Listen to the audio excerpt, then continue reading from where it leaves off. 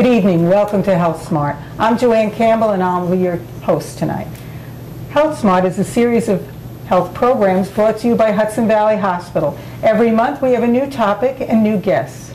And tonight I'm really excited to introduce our NYU Hudson Valley Cardiology group. Good evening. Good evening. Good evening. This evening I'd like to introduce Dr. Patrick Thomas. Thanks for having me. Yeah, welcome.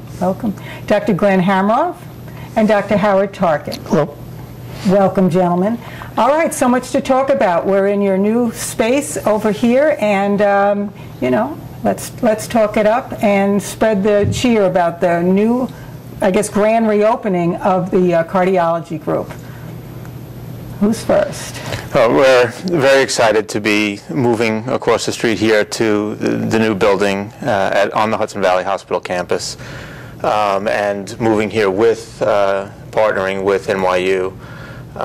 Together with NYU, they've allowed us to bring advanced care from the medical center to here to help treat our patients more effectively, and also allow us direct access down to the full campus at NYU for our patients that need more advanced testing or more advanced procedures. So it's allowed us more direct access, and our patients more direct access to that care.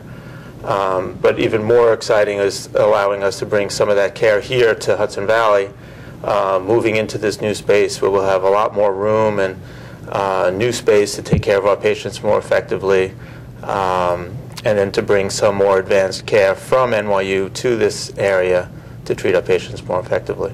Great. So what what's going to be new? What's the expanded services you anticipate offering? Well, I can certainly speak to some of the non-invasive things that we are able to offer to the Hudson Valley community. It's interesting that Dr. Becker, who founded this group back 24 years ago, was instrumental in introducing new technology, new devices, new tests to the area to raise the bar in terms of the breadth of cardiovascular services offered. He was one of the first doctors to offer cardiac ultrasound here over 2 decades ago. Hudson Valley Cardiology over this period of time has continued to partner with various institutions, whether it's Hudson Valley Hospital or other institutions, to bring the best technology and the latest advances to our patients. And with our new partnership with NYU and our new rebranded name of NYU Hudson Valley Cardiology, we will be set up with the most advanced electronic medical record. We will have the most advanced ultrasound screening techniques, and as Dr. Tarkin will talk about a little bit later, we'll have access to some of the best technology down in New York City for our patients who need higher levels of care that Dr. Hamroff mentioned. So really this partnership allows us to not only continue doing the wonderful work that we've done as started by Dr. Becker 24 years ago, but really brings it to the next level and allows us to raise the bar even further. Great, right here in the community. This is a beautiful thing. We're bringing the technology here. So, so patients can now come across the street on site, plenty of parking, beautiful office suite. I do have to say it's beautiful. And what will be here right in the suite that will be done, and what will be done in the hospital, and what do you foresee happening down at NYU? How would that be? So right now we offer a variety of different tests and treatments in the office. Obviously we see patients, we provide routine diagnostic services. In addition to routine electrocardiograms or EKGs, we do cardiac ultrasounds, we do stress tests, we do non-invasive vascular imaging. We have, through a partnership with the hospital, we can offer cardiac CAT scans or CT scans. So really the whole range of non-invasive diagnostic tests that can be performed. I'll let Dr. Tarkin perhaps talk a little bit about some of the things that can be done down at NYU once we identify a problem and once we need to address a specific issue, whether it's a blocked artery or a specific heart rhythm disturbance. Great, okay. Yeah, I mean, as Patrick alluded to, that our partnering with NYU certainly enhances our ability to extend care for tertiary care for those who need cardiovascular services down at NYU, and most notably electrophysiology services, which in the form of ablations, AFib ablations, which has been a new endeavor in the electrophysiology community over the last 5 to 10 years. We do offer a wide array of services as far as pacemakers and defibrillator therapies. Patients don't have to travel anymore down to the Manhattan to have their devices implanted. The group provides and implants pacemakers, defibrillators, and we're able to service them here in the community, which is something that the patients in the community should be aware of. Most notably, again, going back to the electrophysiology services, it's something above and beyond the local institutions are able to provide to patients in the area. So when a patient comes in for, like you're saying, to get a diagnosis, they have a heart condition, diagnosis, and so now it's really state-of-the-art treatment, which, you know, it's so magical. Treatment options expand so rapidly. So when you're talking about arrhythmias, you're talking about people with atrial fibrillation. Well, that's one of the arrhythmias that, you know, ventricular tachycardia, SVT, common ablations and everything, but for all the complex ablations that patients may have, through our partnership with NYU, we'll be able to provide them with the appropriate services and expertise that they may need. So it's the expanded team, because you're still the doctors of the patient. You're still the one who's going to guide this patient, manage the care. It's just an opportunity for them to have that expert treatment option through NYU. Is that correct? That's a really good point, because actually there's been some of my patients have had a little confusion with our joining NYU and wondering whether they're still going to have me as their cardiologist or whether they're going to have Dr. Hamroff or Dr. Tarkin as their cardiologist, and are they going to be forced to go to NYU for routine care and treatment. And certainly we went into this partnership trying to enhance the care that we deliver, trying to enhance the relationship we have with the patients, not take away anything from that. And so we continue to be the cardiologists for our patients. They will continue to get all of the services we can provide up here, and only make available those services at NYU when and if they need to use them. They certainly do not have to go to NYU. There's lots of other wonderful medical institutions around, and the partnership we have with NYU just gives us ease of access and ready referrals so that we can partner with them to deliver higher levels of care. Yeah, I think that's an important point, in that it's allowing us to take what the practice has done for almost 3 decades now here in the area and just take it to the next level. So none of us are leaving. Our patients are staying here. And for 99% of our patients, what happens on a day-to-day basis really doesn't change, except they get to come over to this nice new space. It's going to be bigger and easier, and electronic medical records. And more people now working in cardiac rehab, more and more people are getting treatments for dysrhythmias or have these implantation devices. It used to be a pacemaker, external pacemaker, and now it's, you know, pacemakers, even to the people at the airport, they're pretty routine. So I guess it's really, as a cardiology group, you have to, you know, guide your patients to the best resources for these wonderful devices. Get them going.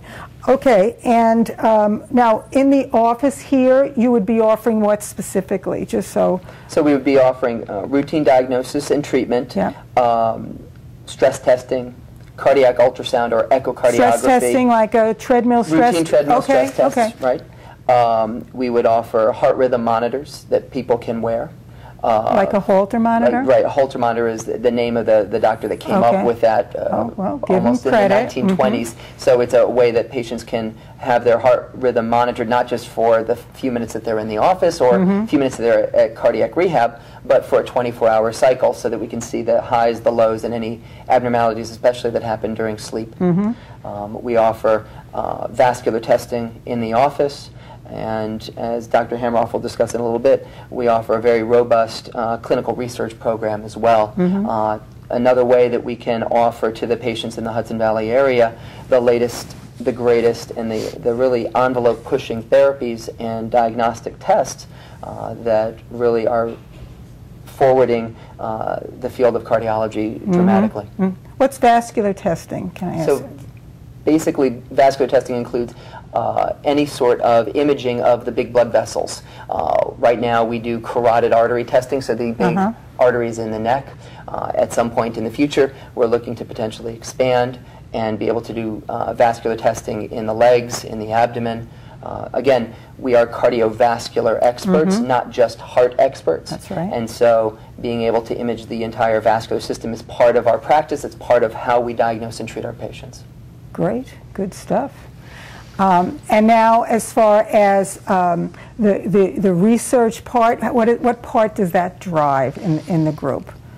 For 15 years now in the practice, we've been doing clinical research, and we're always looking towards new therapies, not just in medications, but we're looking always towards new technologies in diagnosis, in ultrasound, as Dr. Thomas said, and in treating arrhythmias, and in the diagnosis and treatment of arrhythmias, whether it's with electrophysiologic testing or putting in pacemakers and defibrillators. And then we've also been very intricately involved with therapy, with new drug therapies that are coming to the marketplace.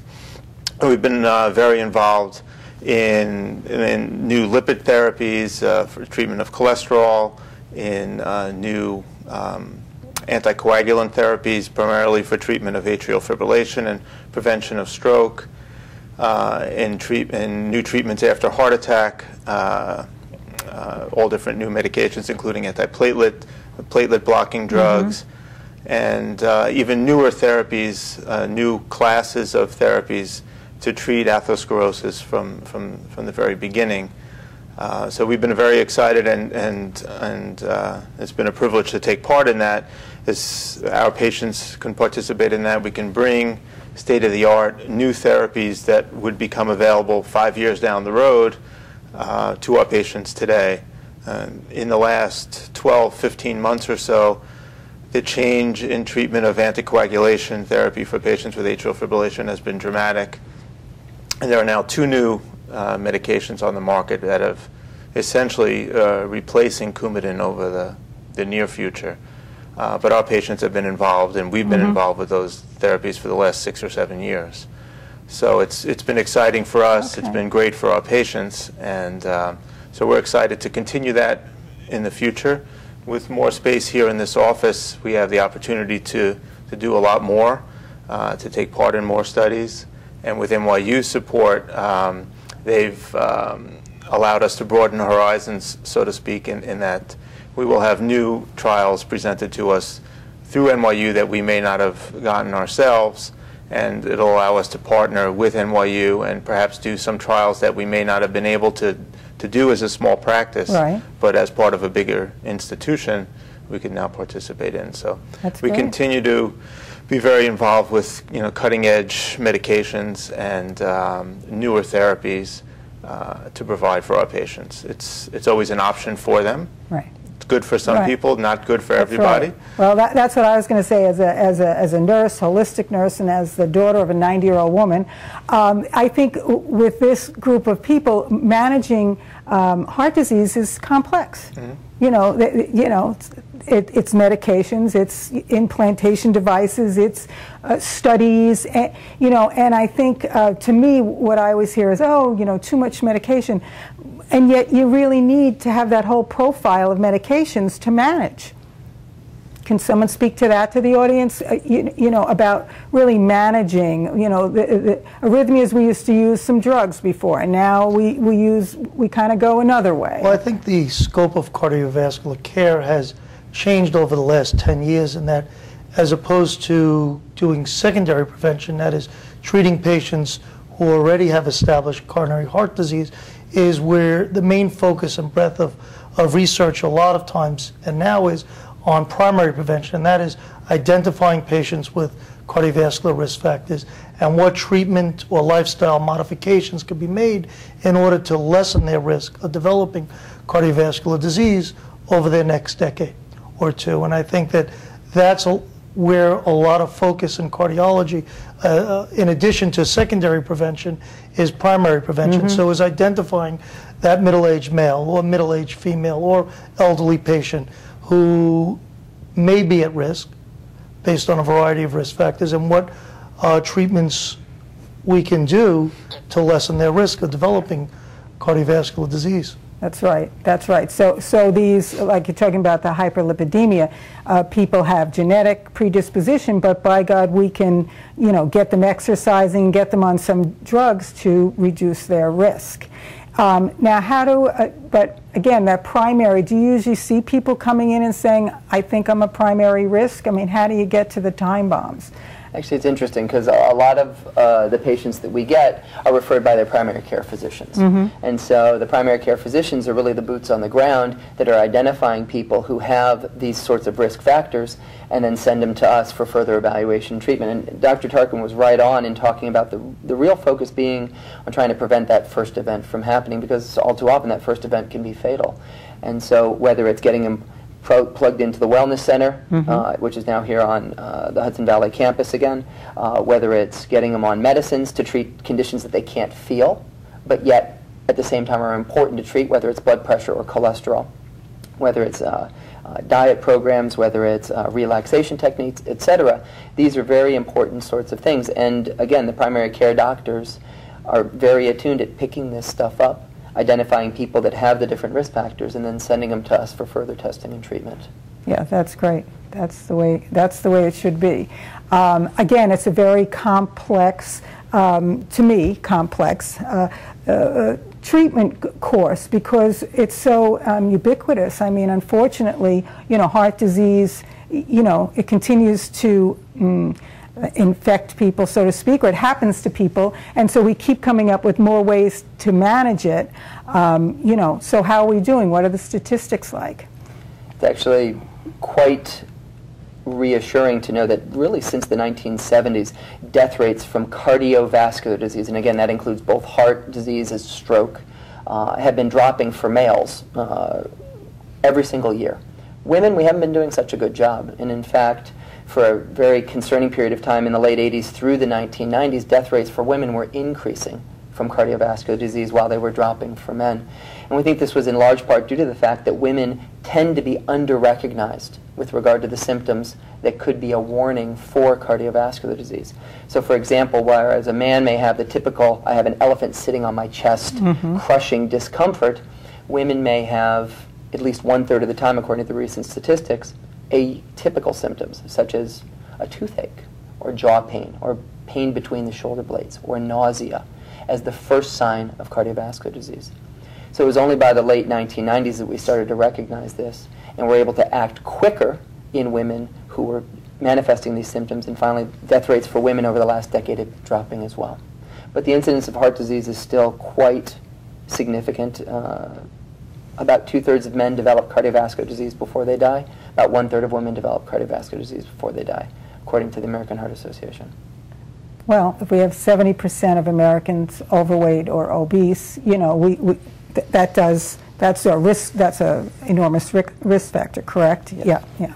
All right, so we're going to get them in. That's really good to know. We're a community hospital, and even though we're saying NYU is expanding your potential here to treat your patients in a big way, but from this, the home team can really deliver the goods in this complex disease. Even though you're becoming part of a new big office, a new big institution at NYU, and bringing an advanced care to each patient, it's still about us being one-on-one in a room with a patient without all this advanced care, and just talking to the patient, seeing what their symptoms are, seeing what their risk factors are, and treating them, identifying their other risk factors, not just medical, but are they inactive, are they overweight, a healthier lifestyle. Right. So it still comes back to that, even with all the advanced stuff.